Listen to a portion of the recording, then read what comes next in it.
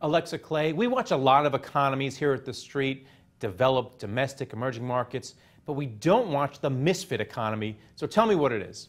Yeah, so the misfit is really the black market and informal economies of the world. Besides the mainstream economy, around the world, the informal economy in certain countries is more than 70% of the total economy.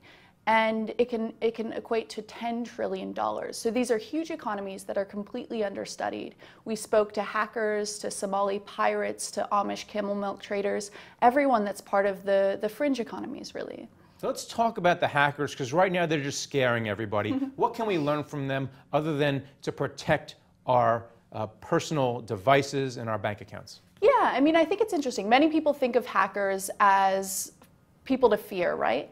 But in fact, the hacking ethos is one that we're seeing spill over from just computer hacking. So increasingly, hack is being used as a verb. Everyone is becoming a hacker. There's someone that I spoke to recently who's hacking the problem of violence. He's finding a way to cure violence in the world by treating it as an infectious disease. Or Mark Zuckerberg recently called Facebook a hacker company. And while many people might disagree with that, I think you see ways in which the hacker ethos of trying to fix something from the inside, this obsessive desire for information to be free, is really transforming, old cultures that might be in need of a reboot. And what about Camel Milk? You mentioned it, you talk a lot about it in the book. Is it going to be the next big thing here? Well, I think the verdict is still not out on that one. I had some camel milk yesterday, but I think it's a really interesting trade that's actually growing here in the US. And so I traveled around the US and I spoke to Amish camel milk farmers, people that are harvesting camel milk, and it's recently been acquired by Whole Foods out in California, and so it's being sold there. And it's really interesting. A lot of the ways in which it's sold is through buyers clubs, similar to how HIV and AIDS medications were sold in the 80s. And that's a way of getting outside of FDA kind of regulation. Well, one thing we keep hearing from CEOs is they want to promote innovation. You're even hearing it on the campaign trail as well. But in your book, The Misfit Economy, you talk about knockoffs. How is this economy developing?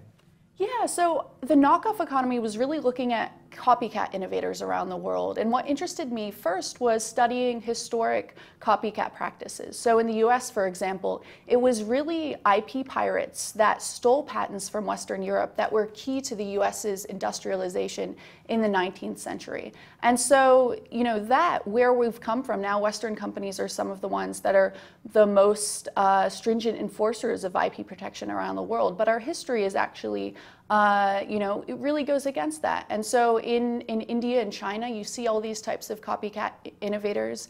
In India specifically, you have IP patents who act as modern-day Robin Hoods. They reverse engineer pharmaceutical drugs and deliver them much more affordably and accessibly to the poor. And in response to that, Western pharmaceutical companies have had to compete by developing more tiered pricing models. And so I think you're seeing ways in which copycats can actually disrupt monopolistic practices of a lot of companies, which force markets to evolve. But without those patents, these companies will never develop those drugs in the first place. So That's true. You're not arguing against patents because we need those drugs. I'm not arguing against patents, but I do think we need copycats. I think there's a lot that Western companies can learn from copycats, whether it's phone companies that are learning from the markets of Shenzhen in China. Copycats, basically, you can allow products to diffuse and accelerate the pace of innovation. So you can customize for markets in the street in faster ways.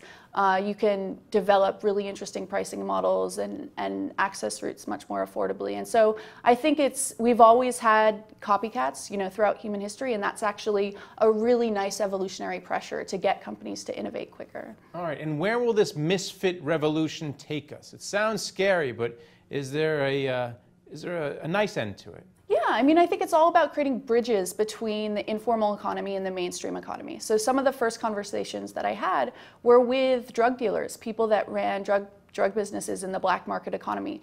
And the epiphany that I had was these are entrepreneurs. They happen to be on the wrong side of the law, but in fact, they have to manage their product, they have to recruit customers, they have to retain talent, they have to do all the things that normal entrepreneurs take. Maybe their risk management is a little bit off.